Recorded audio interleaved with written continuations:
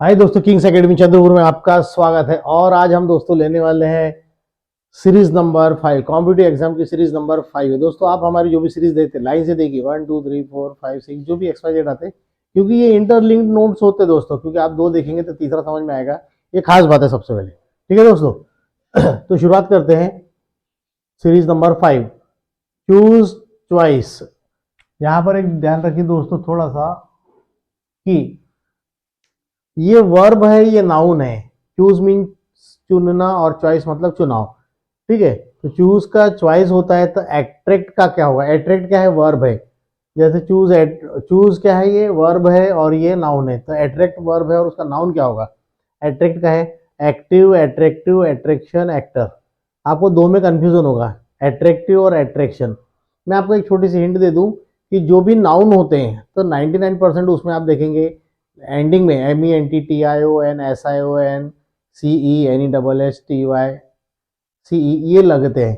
तो यहाँ पर जो है एट्रैक्ट, एट्रैक्ट का क्या होना चाहिए? मैंने भी आपको बताया था, एट्रैक्ट का होगा एट्रैक्शन। ठीक है दोस्तों, यहाँ पर क्या हो जाएगा हमारा आंसर? एट्रैक्ट का attraction.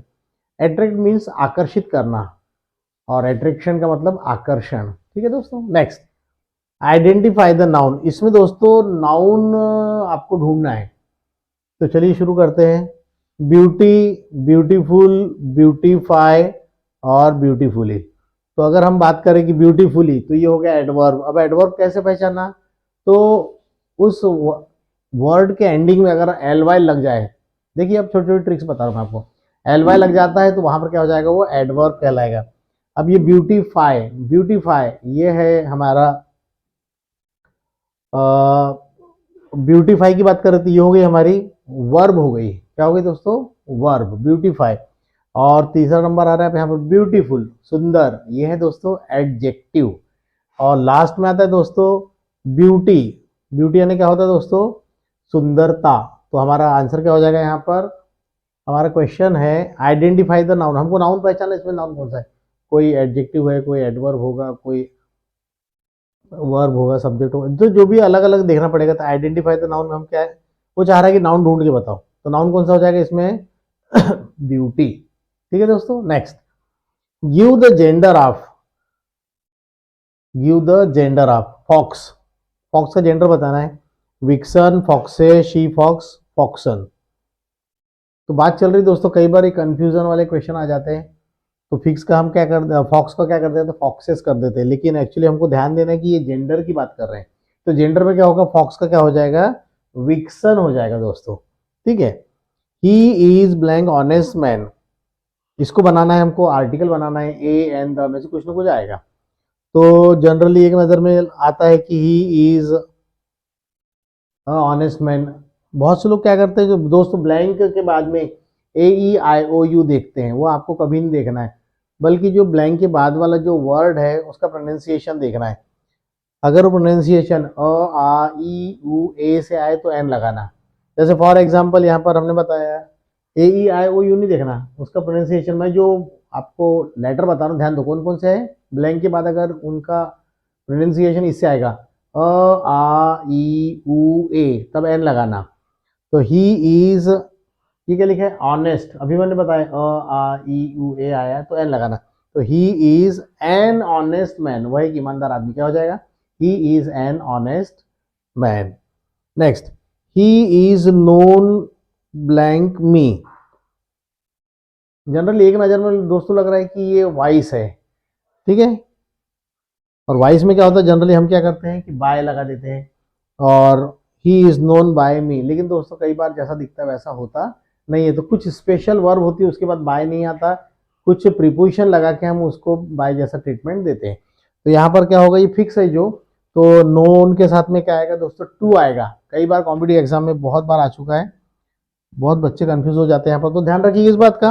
He is known to me, right. Next number, he found blank in tight corner. उसने आपको कठिन परिस्थिति में पाया। तो यहाँ पर हिमसेल्फ, हरसेल्फ, देमसेल्फ, इटसेल्फ है। तो आपको मालूम है ही रहा तो हिमसेल्फ बनेगा, शी रहा तो हरसेल्फ बनेगा, यू रहा तो यूर सेल्फ बनेगा, इट रहा तो इटसेल्फ बनेगा। ये सब सब्जेक्ट है उसके बनेंगे। दे रहे तो देमसेल्फ बनेगा। तो सिंपल सी बात है, ही का क्या हो जाएगा? हिमसेल्फ। तो he found himself in A tight corner. Next, one of the girls, हाँ दोस्तों ये क्वेश्चन भी बहुत बार आ चुका है, 47 नंबर, ध्यान दीजिएगा। One of the girls absent in the class. अब यहाँ पर ऑप्शन है इज, एम, आर, वर। दोस्तों एक नज़र में तो ऐसा लगता है कि यहाँ पर हमको क्या करना चाहिए, अब आपके मन में कंफ्यूजन होगा कि आर लगाना है या वर लगाना है, ठीक है न, तो आर आएगा वहाँ पर, सॉरी थोड़ा सा ये होगा कि यहाँ पर हम थोड़ा सा चेंज कर देते हैं, is, am, are, have, one of the girls.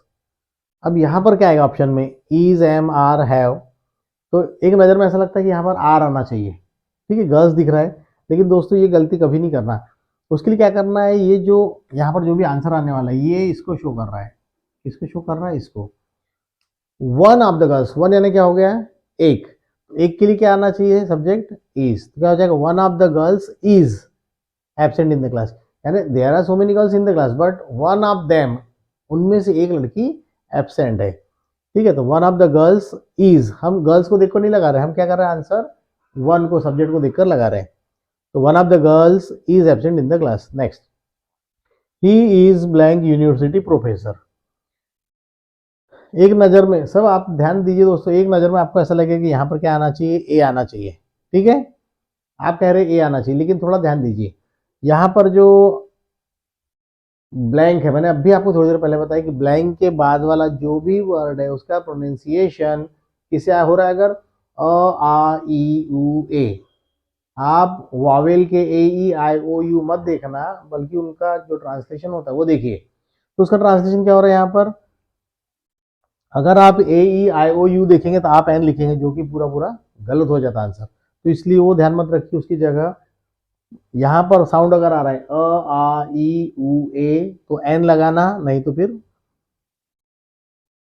ए लगाना, ठीक है, तो यहाँ पर क्या आ रहा है साउंड, ही इज यूनिवर्सिटी, ये हमारी लिस्ट में नहीं है, नहीं तो एन लगा देता, हमारी लिस्ट में क्या है, अ, आ, ई, उ, ए, ट्रांसलेशन आया तो एन लगाना, लेकिन वहां पर ट्रांसलेशन नहीं आ रहा है, तो अब हमारा आंसर क्या हो जाएगा, he is a university professor, वो एक यूनिवर्सिटी के प्रोफेसर है।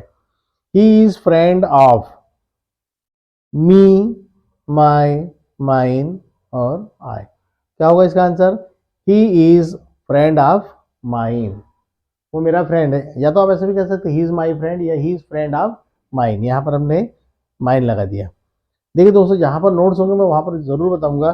चलिए इसको भी दोस्तों स्टार दे दीजिए, बहुत से कॉम्पिटिटिव एग्जाम बहुत बार ये आ चुका है दोस्तों, वन शुड डू, हम अपने को अपना काम करना चाहिए, दोस्तों ध्यान दीजिए, कई बार हम बोलते हैं अपने को ऐसा करना ही चाहिए, अपने को झूठ नहीं बोलना चाहिए, अपने को मिलजुल कर रहना चाहिए, तो ये जो अपना वर्ड है उसको इंग्लिश में बोलते हैं हम वन, जैसे उसको उसका काम करना चाहिए, he should do his work, तुमको अपना काम करना चाहिए, you should do your work, ठीक है, हमको अपना काम करना चाहिए, we should do our work.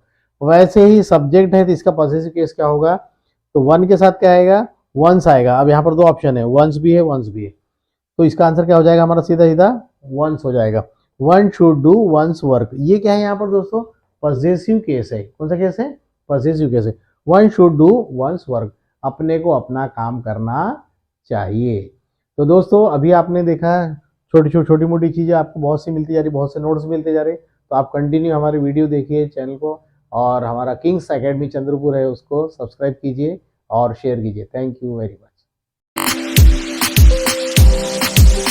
Моя дикая Кассандра, игривая подра, затмевала разум, убивала музыканта. Тем не менее я рядом был и верила, лигориями съедены будут эти пираты. Моя дикая Кассандра, игривая подра, затмевала разум, убивала музыканта. Тем не менее